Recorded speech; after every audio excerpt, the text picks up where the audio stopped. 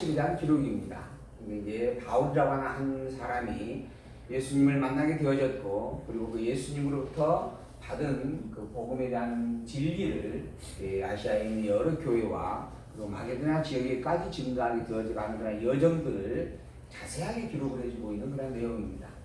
그래서 그의 여정에 대하여서 우리가 구체적으로 어디에서 어디를 거쳐서 어떻게 갔다라고 하는 것을 안다라고 하는 것은 사실은 쉬운 일이 아니죠. 그리고 또한 굳이 그렇게까지 알 필요는 없는 부분들입니다. 중요한 것은 이러한 지명들을 구체적으로 성경이 기록하고 있는 의도와 목적이 무엇인지를 이해하는 것이 중요하다라고 그렇게 말씀을 드릴 수 있습니다.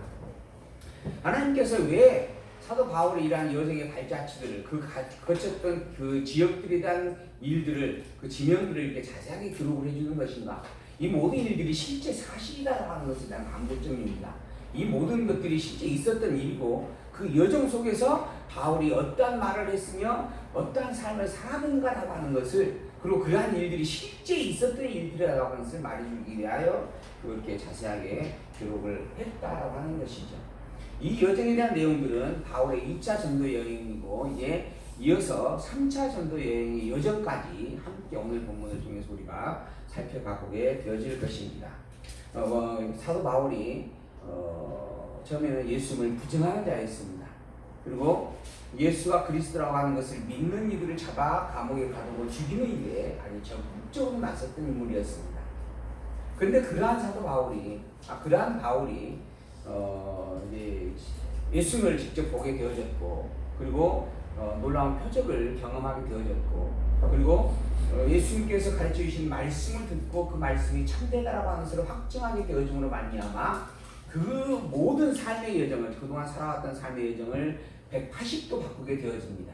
그리고 이제 자기의 생명을 내어가면서까지 이 복음을 위하여 남은 인생을 살아가게 되어지는 그러한 여정을 우리가 본문을 통해서 확인해 볼 수 있는 부분들이죠. 그 여정의 한 대목에서 아까 우리가 묵상했던 사도행전 20장 23절에 있는 말씀이 기록이 되어집니다. 오직 성령이 각성해서 내게 대하여 증거하여 결박과 환난이 나를 기다린다 하시나 나의 달려갈 길과 주 예수께 받은 사명 곧 하나님의 은혜의 복음 증거하는 일을 마치려 하면은 나의 생명을 조금도 귀한 것으로 여기지 않겠다라고 하는 그러한 고백을 바울이 던지면서 그의 여정을, 이제 그의 행보를 행하게 되어지는 부분들입니다. 그리고 예루살렘으로 이제 올라가서 그곳에서 이제 붙잡히게 되어지고, 그리고 이제 결국은 죄인의 몸으로 로마를 향해서 가게 되어지는, 그리고 로마에 가서 그곳에서 감옥 생활을 하면서도 결국은 또 예수가 그리스도라고 하는 사실을 증거하게 되어지는, 그 일로 인하여서 2번이나 감옥에 갇히게 되어지죠. 그리고 결국은 숭배했다라고 이야기를 합니다.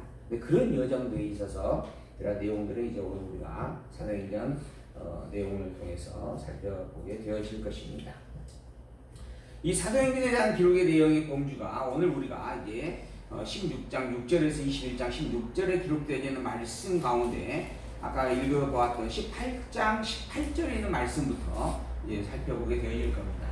18장 18절에 기록되어 있는 말씀은 교회가 설립되어져 가는 내용과 숭례 방문하는 내용이 자세하게 기록이 되어집니다. 하나님께서 예수를 그리스도의 땅에 보내셨습니다. 그리고 예수 그리스도의 이름으로 교회가 세워지게 하셨습니다. 성령을 보내주시고 그 성령으로 말미암아 예수와 그리스도를 깨달아 알게 하시고, 그리고 예수 그리스도의 그 이름 위에, 그 터 위에 예수 그리스도를 믿는 자들의 모임을 결성하도록 하시는 겁니다. 그게 바로 교회입니다. 그래서 이 교회라고 하는 것이 건물을 가리키는 것이 아닙니다. 이 교회라고 하는 것은 예수가 그리스도라고 하는 것을 믿음으로 고백한 성도들을 가리키는 겁니다. 그 성도들이 함께 모여서 장소에 불문하고 시간에 불문하고 모임의 횟수에 불문하고 무조건 예수의 그리스도심을 되새기며 함께 고백하고 찬양하였던 그러한 모습들을 교회의 모습으로 성경은 이야기합니다. 그런데 이제 그러한 모습들이 이제 모여지는 처소로 자꾸 이제 국한되어져 가고, 그래서 그 모여지는 처소를 가리켜서 결국은 어느 지역에 있는 교회다 이렇게 칭함이 되어지죠. 그래서 이제 고린도 지역에 있는 교회, 고린도 교회다, 또는 에베소 교회다, 또 데살로니가 사대 이런 교회에 대한 지명들이 이제 그 교회 이름을 갖게 되어집니다. 근데 우리 광주 희망교회 같은 경우는 원래 이제 이름을 지을 때 희망을 꿈꿨나 봐요. 그래서 희망교회로 이름을 지은 것 같아요. 근데 대부분은 여기가 이제 두암동이라고 한다면 두암동에 있는 교회라 하고 두암동 교회, 두암동 무슨 지역 교회 뭐 이런 식으로 이름을 많이 하게 되어지죠. 근데 어쨌든 이란 교회라고 하는 이 회당에 대한 어떤 부분들이 이 교회라고 하는 하나의 개념적 의미로 좀 정립이 되어져 가는 게 현실입니다. 그러나 원래 교회란 예수를 그리스도로 믿는 이들의 그 무리를 가리킨다라고 하는 것, 성도를 가리킨다라고 하는 것을 분명하게 기억을 하고 그 성도들이 모여지는 터를 우리는 회당이다, 즉 교회당이다 이렇게 원래 구별지에서 이야기하는 것이 조금 더 명확한 의미가 되어질 걸로 새겨집니다. 예수님께서 부활 승천하시면서 세 가지 약속을 주셨습니다. 성령을 보내겠다. 그 다음에 땅 끝까지 복음을 증거하고 교회를 세워가게 하겠다. 그리고 다시 오겠다라고 하는 약속이었습니다. 그 첫 번째 약속으로 성령을 보내셨고 성령이 왔다라고 하는 증거로 예언이 있게 하고 방언이 있게 하고 또한 표적을 행하도록 섭리를 하셨습니다. 그리고 그러한 표적과 더불어서 복음의 확고함을 가지고 교회 이방인들을 향하여 그리고 또한 유대인들을 향하여 증거되어지게 하셨습니다. 그리고 그것을 믿는 이들이 생겼고 그 믿는 이들의 모임들이 하나하나 형성되어져 갑니다. 그러한 것들이 결국은 복음의 증거의 사건들이고 교회가 세워져가는 사건들이고 그렇게 세워져가는 교회가 예루살렘에 근본을 두게 되어졌고 또한 이방 지역에도 설립이 되어져 갔습니다. 그 이방 지역에 설립되어져 가는 교회에 대한 여정들을 우리는 교회 설립을 통한 말씀 증거의 사건으로 9장에서 16장까지 보았고 이제 그 말씀을 터 위에 세워진 교회가 어떻게 관리되어지고 양육되어져 가고 보존되어져 가는가라고 하는 것을 이제 또 16장 오늘 본문에서부터 이어서 살펴가 보게 되어질 것입니다. 16장에서 기록된 것은 헬라 지역의 교회가 세워져 가는 것, 그리고 18장에서는 그러한 교회를 순회하면서 다시 관리해 가고 있는 그러한 모습을 우리가 보게 되어집니다. 교회 설립을 통한 말씀의 전파, 사도들을 통해서 이방 지역이 전도가 되어졌죠. 안디옥 교회, 아시아 교회 지역의 교회가 복음이 선포되고 교회가 세워집니다. 그러고 난 다음에 이제 헬라 지역, 즉 빌립보 교회가 세워지고 그 다음에 핍박 속에서 전도가 되어지고 그리고 고린도 교회가 세워져 갑니다. 아쉽게 우리가 이 앞 시간에 시간이 좀 부족해서 이 고린도 교회가 세워져 가는 그런 설립의 내용을 잠시 보지 못하고 마무리 지었던 부분이 있습니다. 그래서 그 고린도 교회가 세워지는 모습을 본문 중에 다시 한번 확인을 해보고 그리고 난 다음에 마지막 바울의 3차 전도 여행의 여정들을 우리가 함께 보도록 하겠습니다. 그래서 고린도 교회가 세워져 가는 내용 18장 1절부터의 내용입니다.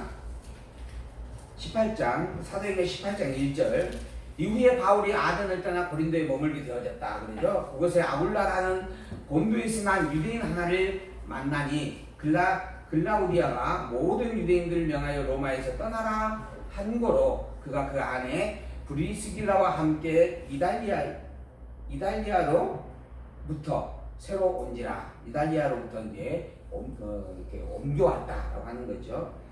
이 글라우디오라고 하는 이 로마의 황제입니다. 이 로마 황제가 유대인의 추방령을 선포를 합니다.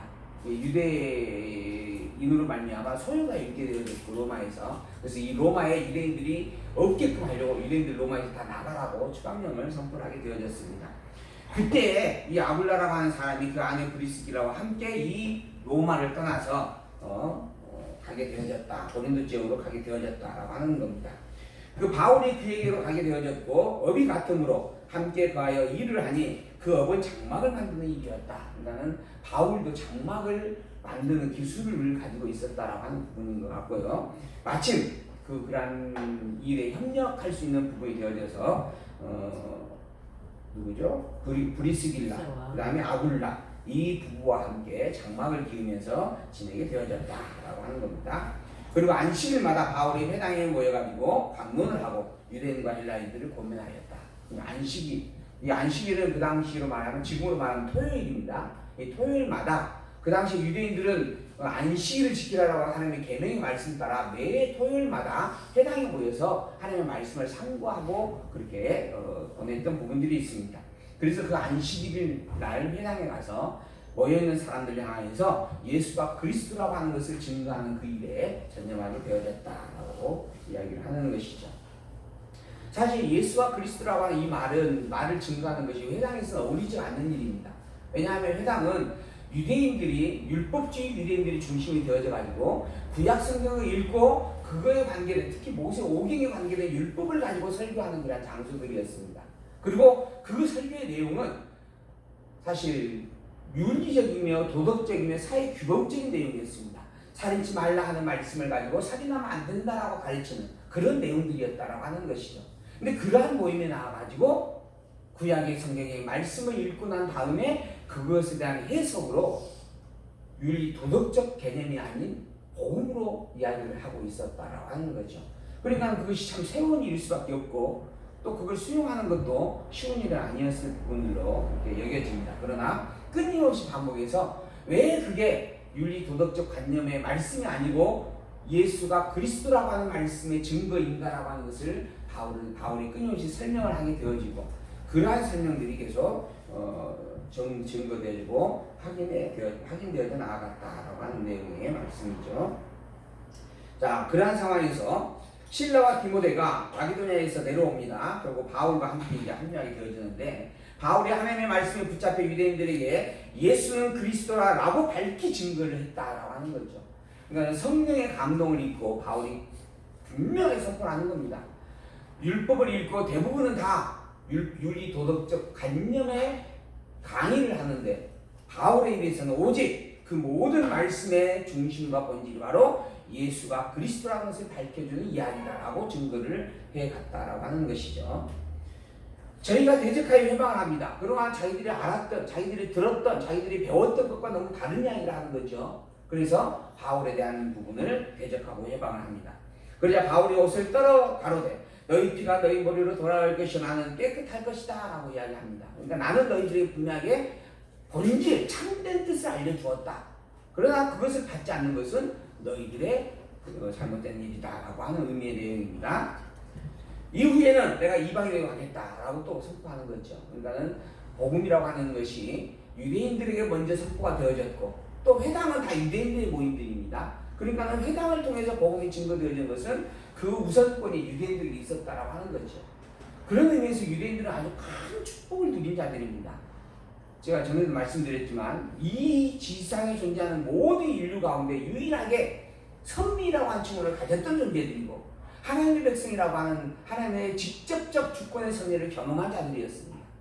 정말 놀라운 축복을 받은 자들입니다. 그들이 지금 전 세계 각지의 경제를 휘두를 수 있는 능력을 가졌다. 이것 때문에 그들이 복 있는 자들이다라고 말하는 게 아니에요. 유일하게 하나님이 내 백성이다라고 칭함을 했던 존재들이다라고 하는 겁니다. 그리고 그들에게 또한 제일 먼저 예수의 그리스도 되심의 복음이 선포가 되어졌습니다. 그러나 그들은 그동안 자기들이 알았던 것에 잘못된 신앙을 근거하여서 참된 복음을 배척합니다. 그 모든 하나님의 가르치신 말씀이 구약의 성경에 기록된 모든 말씀이 사실 그리스도를 가르치는 것이요 그 그리스도가 예수라고 하는 것을 증거해주는 내용들이었음에도 불구하고 그것을 잘못 해석하였고 잘못 교훈받았고 잘못 가르치고 잘못 배웠던 일들이 그들에게 있었다라고 하는 거고 그러한 잘못된 지식을 전제하여서 결국은 참된 진리를 거부하기까지 되어졌다라고 하는 겁니다. 그래서 이제 이후에 이 복음이 너희에게서 이방인에게로 간다라고 바울이 선포를 하게 되어지는 것이죠. 그리고 난 다음에 이제 복음은 이방인들을 향해서 나아가게 되어집니다.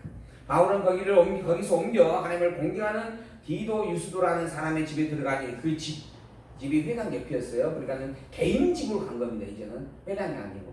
그리고 그 개인 집에서 복음을 증가하게 되어집니다. 또 회장장 그리스도가 온 집으로 더불어 주를 믿으며 수다한 고린도 사람들도 듣고 믿어서 세례를 받고 참여하게 되어졌다. 결국은 바울의 말을 듣고 예수가 그리스도임을 고백하는 자들이 함께하게 되어졌다. 어떻게 그럴 수 있는가? 예수님께서 이 땅에 오셔가지고 실제로 십자가에 죽으셨고 그리고 부활한 것을 이 당시 사람들이 목격한 일이었습니다. 그러니까는 그 말에 대해서 그것이 거짓이다라고 부인할 수 있는 부분이 아니었다라고 하는 거죠. 그리고 더불어서 그러한 것들을 근거로 하여서 구약에 기록된 모든 말씀의 본질이 이것이다라고 바울이 풀어서 가르쳐주고 있는 겁니다. 그게 설득이 되는 거예요. 그리고 또한 더불어 성령이 그들과 함께 하고 계셨다라고 하는 겁니다. 그로 말미암아 이렇게 믿음에 함께하는 자들 그리고 세례에 동참하는 자들이 있게 되어졌다. 회당이 아니어도 상관없다라고 하는 것이죠. 어떤 곳에서든지 복음이 증거되어지고 그 복음에 대한 수납자가 있게 되어지고 그렇게 교회는 세워져 가고 있었다라고 하는 것이죠. 밤에 주께서 환상 가운데서 바울에게 말씀을 합니다. 두려워하지 말며 잠잠하지 말고 말하라. 담대히 이야기하라. 즉 이 예수가 그리스도라고 이 복음을 이야기하는 것에 절대 머뭇거리지 말라라고 하는 거죠. 내가 너와 함께 있으며 아무 사람도 너를 대적하여 해롭게 할 자가 없을 것이니 이는 이 성중에 내 백성이 많기 때문이다. 하나님께서 사도 바울을 붙잡아 보호해 주겠다라고 하는 이야기의 내용입니다. 그 누구도 너를 해롭게 할 자가 없을 것이다. 근데 사실 바울은 옮겨가는 곳마다 핍박을 당하고 고난을 당합니다. 그게 인간적으로 참으로 해로운 일이죠.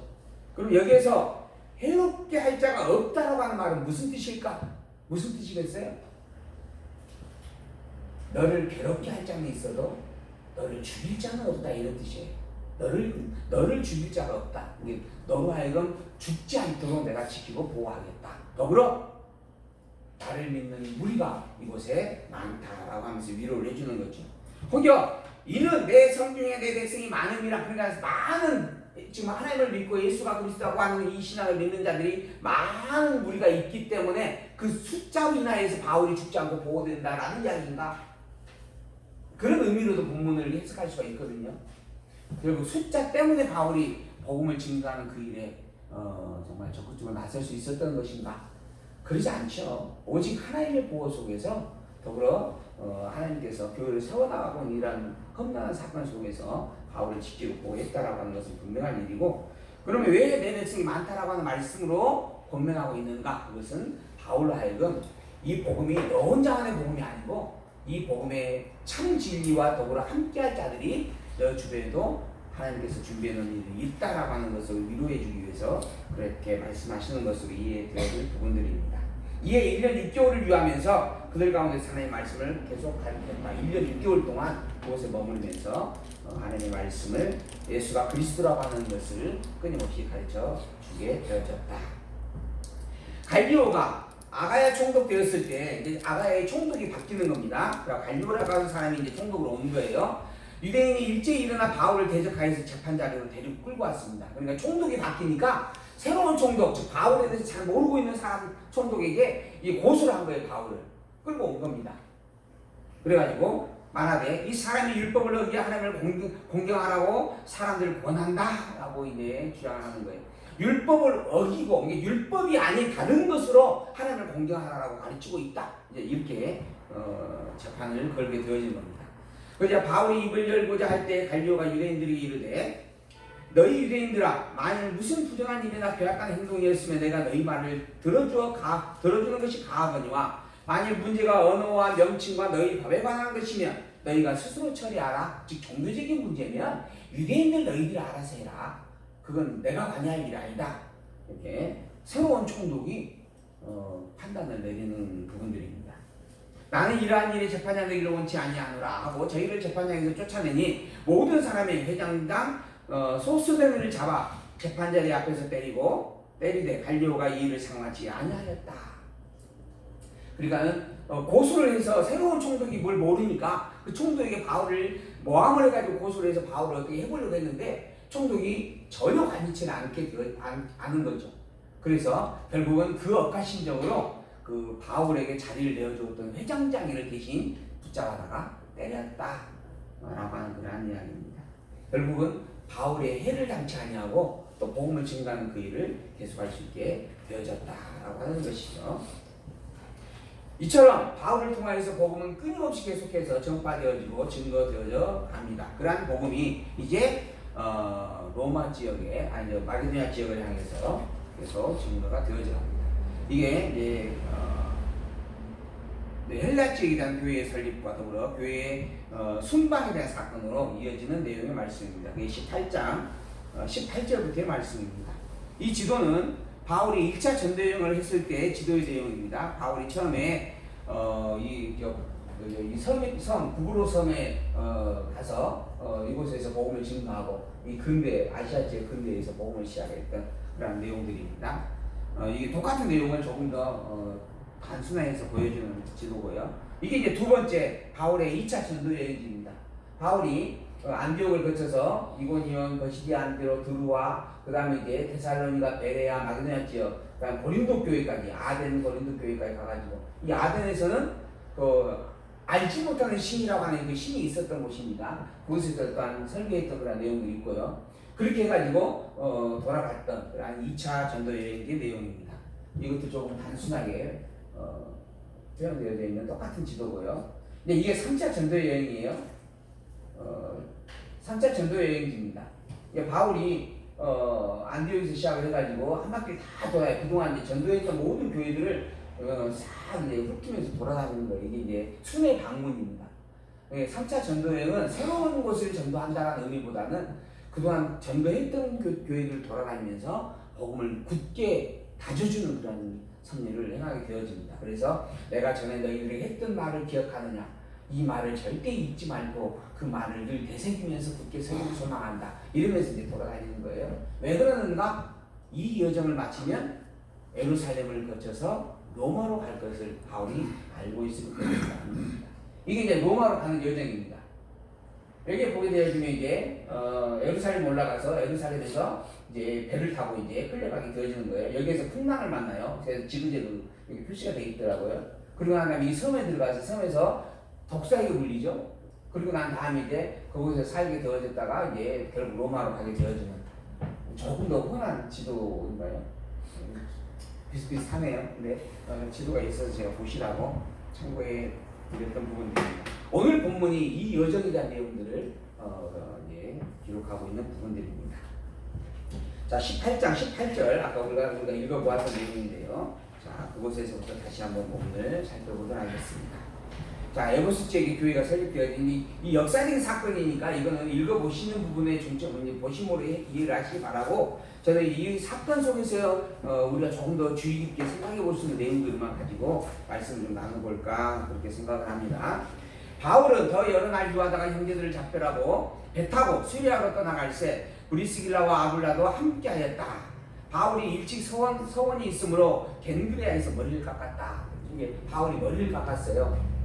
이 머리를 깎는다라고 하는 것은 다짐을 한다 이런 의미예요. 서원을 한다라고 하는 그런 의미가 담겨져 있습니다. 자기가 바울이 무슨 서원한 것이 있어서 지금 머리를 깎을 정도로 각오를 다지는 겁니다. 무슨 의미인가? 이제 바울의 마지막 전도 여정과 더불어서 이제 예루살렘으로 올라가면 붙잡히게 되어지고 죄인의 몸으로 해서 로마에까지 가게 된다라고 하는 것을 이미 바울이 알고 있는 상황입니다. 그러나 그 상황에서 자기의 소명이 로마에까지 가는 일이다라고 하는 것을 분명하게 되새기기 위하여 머리를 깎고 다짐했다라고 하는 그런 의미의 내용입니다. 그래서 머리를 깎았어요. 그때 브리스길라와 아굴라도 함께 있었고요. 에베소에 와서 저희를 거기 머물러 두고, 즉 브리스와 아굴라는 에베소에 머물러 두게 됩니다. 그리고 자기는 회당에 들어가서 유대인들과 변론을 합니다. 여러 사람이 더 오래 있기를 청하되 허락지 아니하고, 이제 오래 더 있어 달라 해도 이제는 오래 있지 않는 거예요. 왜냐하면 그 3차 전도 여행의 여정을 행하고자 하는 겁니다. 그런 내용들이에요. 그래서 이제는 복음을 끊임없이 아까는 1년 6개월이나 거기서 머물러 증거를 했잖아요. 그러니까 그때는 복음을 자꾸 더 깊게 가르쳐 주는데 전념을 했다고 한다면 이제는 마무리 짓기 위해서 순회하고자 하는 그런 내용들입니다. 그래서 허락지 아니하고 작별하여 가로되 만약 하나님의 뜻이면 너희에게 돌아오리라 하고 위로하고 떠나는 겁니다. 사실 이 말은 하나님께서 내가 다시 돌아오기를 정해 놓았다라고 한다면 너희를 또 보게 될 것이다. 내가 다시 돌아오기를 소망한다. 이런 의미로 이해할 수 있습니다. 그러나 본문의 내용으로 본다면 내가 오늘 이제 마지막으로 너희를 보게 된다 라는 의미예요. 그래서 하나님께서 나를 이제 붙잡아 로마로 가게 할 것이고, 그 여정의 마지막 부분에서 내가 너희를 이렇게 보고 간다라고 하는 부분에 의미를 담고 하나님의 뜻이면 그랬으면 좋겠다라는 말로서 위로를 해주고 있는 내용이다라고 하는 겁니다. 가이사랴의 상륙하에서 올라가 교회의 안부를 물은 후에 안디옥으로 내려가서 또 얼마 안 있다가 떠나서 갈라디아와 브루스길라의 땅을 차례로 다니면서 모든 제자들을 어떻게 했다고요? 굳게 했다. 즉 다져놓았다라고 하는 거예요. 그동안 그 증거했던 그 말씀을 다시 한번 되새겨주면서 복음이라고 하는 것이 다른 게 아닙니다. 복음이라고 하는 것은 예수가 그리스도라고 하는 이 사실을 확증하는 일입니다. 이게 복음이에요. 우리가 이제 다음에 이어서 사도행전 다음에 이제 로마서를 보게 되어질 것인데 이 로마서의 주제가 뭐냐면 칭의의 복음이다라고 하는 겁니다. 오직 믿음으로 말미암아 산다라고 하는 거예요. 오직 의인은 믿음으로 말미암아 산다. 구원은 오직 믿음으로만 이루어지는 것이다. 이게 칭의의 복음이에요. 이 복음이라고 하는 것은 예수는 그리스도다라고 하는 거예요. 예수가 그리스도다. 이게 복음이에요. 그 예수가 그리스도라고 하는 부분을 증거하기 위해서 뭐가 필요하냐면 하나님이 그를 약속하였다라고 하는 거예요. 약속하였다. 즉 언약하였다라고 하는 겁니다. 언약한 그 내용들이 뭐가 있는가? 이게 구약성경이에요. 구약성경에 있는 모든 내용들을 살펴보니 하나님께서 언약을 선포하신 내용들인데 그 언약된 내용의 핵심이 바로 그리스도를 보내겠다라고 하는 것이요. 그 그리스도가 바로 예수님으로 이 땅에 왔다라고 하는 것이에요. 그래서 예수님이 그리스도다. 그리고 예수님을 그리스도로 보내신 그 하나님은 약속하고 약속한 대로 다 이루신 신실한 자이시다. 영원 불변의 신실한 자이시다. 전능자이시고 절대 주권자이시고 그리고 모든 만사 만물을 당신의 정하신 뜻대로 다스리시는 분이시다. 그래서 그 이름이 여호와이시다라고 하는 거죠. 그러므로 말미암아 여호와인 그분만이 진정으로 참된 하나님이시다. 그래서 예수가 그리스도이고 예수가 그리스도임에 대한 고백을 통하여 여호와 하나님을 믿고 여호와 하나님을 경배하며 사는 그 일, 이게 복음이에요. 복된 소식이 바로 이것입니다. 다른 게 아니에요. 뭐라고 해야 되나요? 병들고 힘들 때 어떻게 하면 구원받을 수 있는가, 또는 어떻게 하면 나을 수 있는가, 좋은 소식 이런 부분에서 이야기를 하는 경우도 있지만은 로마서가 말하는 복음의 정의는 이것입니다. 하나님께서 이 모든 것들을 다 정해 놓으시고 정한 대로 하나님께서 직접 절대적 주권의 능력으로 이루신 일들이다. 오직 믿음으로 말미암아 되어지는 일이다. 오직 믿음이다. 그러면 오직 믿음이라 다른 것은 다른 어떠한 것도 용납되지 않는다라는 이야기예요. 인간의 의지와 인간의 노력이나 열심으로 말미암아 얻을 수 있는 것이 아니다라고 하는 것입니다. 왜 그러는가? 원래 하나님은 인간을 창조하셨는데 인간을 창조했어요. 창조되어진 인간은 하나님을 알 수 있는 존재였는데 근데 그 창조되어진 인간이 하나님께서 따먹지 말라라고 하는 선악과의 따먹으로 말미암아 타락인이 되어져 버렸다라고 하는 겁니다. 타락이 즉 죄인이 되어져 버린 거예요. 하나님과 일점도 교류가 되어질 수 없는 존재. 특히 담이 막혀져 버린 존재. 그런 존재가 되어져 버렸습니다. 그런데 이 타락된 존재가 이제 모든 인류예요. 이 인류가 어떻게 하나님을 알 수 있겠느냐라고 하는 것이죠. 도저히 하나님을 알 수 없다. 그래서 구원이나 믿음이나 또는 하나님을 기쁘게 하는 모든 일들이나 이러한 것들은 이 타락의 인간으로 말미암아 이루어질 수 있는 성질이 아니다. 오직 하나님 당신께서 직접 당신의 절대적인 능력으로 주어야만 가능하게 되어진 일이다. 그래서 당신이 인간의 몸을 입고 이 땅에 오신 것이다 라고 하는 겁니다. 그 오신 그분을 아들이라 칭하시고 그분의 이름을 예수라 하나님께 주신 거예요. 그래서 예수라고 하는 이 인물이 그리스도의 직임을 가지고 이 땅에 오심으로 말미암아 타락된 자가 하나님을 알 수 있는 영역을 갖게 되어진 겁니다. 하늘로부터 내려온 능력으로 나야만 타락된 자가 하나님을 알 수 있는 힘을 얻게 되어진다라고 하는 거예요. 그래서 오직 믿음이에요. 오직 구원이에요. 오직 하나님의 절대적 은혜예요. 그것으로 말미암아 우리가 믿게도 되어지는 것이고 고백도 하게 되어지는 것이고 그리고 구원을 얻게도 되어지는 것이다. 내가 열심히 연보하고 돈 내면 내가 교회에 열심히 봉사하면 구원 받는다. 이거 다 거짓말입니다. 성경은 분명하게 오직 믿음으로만 의롭다 칭함을 받는다라고 이야기합니다. 그 예를 인간이 타락되어졌다라고 하는 것으로 증거하고 더불어 아브라함을 비유해서 이야기를 해줍니다. 아브라함이 어떻게 구원받은 줄 아느냐? 그는 하나님을 믿지 않았다. 그런데 하나님께서 그에게 약속을 주시고 그 약속의 씨가 그의 아내의 몸을 통하여서 자라나는 것을 보게 하시고 그러므로 말미암아 믿게 하였다. 그래서 하나님께서 주신 믿음으로 말미암아 믿음에 이르게 되어지는 것이다. 아브라함의 구원은 아브라함의 믿음은 그렇게 되어지는 것이다. 아브라함이 내가 믿습니다라고 해가지고 그의 열심과 노력으로 이룬 게 아니고 하나님께서 믿지 않는 그를 불신하는 그를 비웃으며 웃고 있는 그를 믿음의 씨앗을 주시고 믿게 만들어 주시고 그러므로 하나님의 아들이라 칭함까지 주신 것이다 라고 이야기를 해주는 이게 로마서에 기록된 내용입니다. 그래서 오직 복음은 칭의로 이루어지는 것이다. 하나님의 절대적 주권의 능력으로 되어지는 것이다. 그러므로 이 복음은 모든 게 다 은혜로운 것이다 라고 하는 거죠.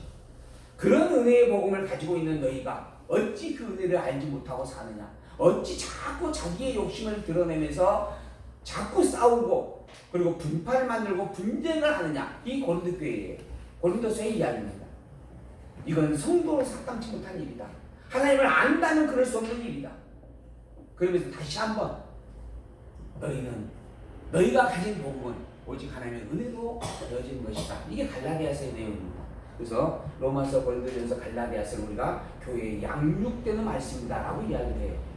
교회를 양육한다라고 하는 건 이제 막 갓 태어난 교회에 양분을 공급하고 교육을 시켜나가는 겁니다. 그 첫 번째가 뭐냐면 하나님의 절대 주권이에요. 인간에 의해서 되어지는 것이 아무것도 없고 오직 하나님의 절대적 주권의 능력으로 이 모든 것들을 이루어 주었다. 그래서 모든 게 다 은혜로운 일들이다 라고 하는 거죠. 그런 부분의 내용을 증거를 사도 바울이 해가고 있는 부분들입니다. 그래서 모든 제자를 굳게 하였다라고 하는 겁니다. 그리고 이제 알렉산드리아에서 난 아볼로라는 사람이 하나 있었어요. 이 부분이 조금 의미가 있어서 제가 이 부분을 함께 보려고 합니다. 알렉산드리아라고 하는 곳은 굉장히 학문이 뛰어난 지역입니다. 잠시 쉬었다가 그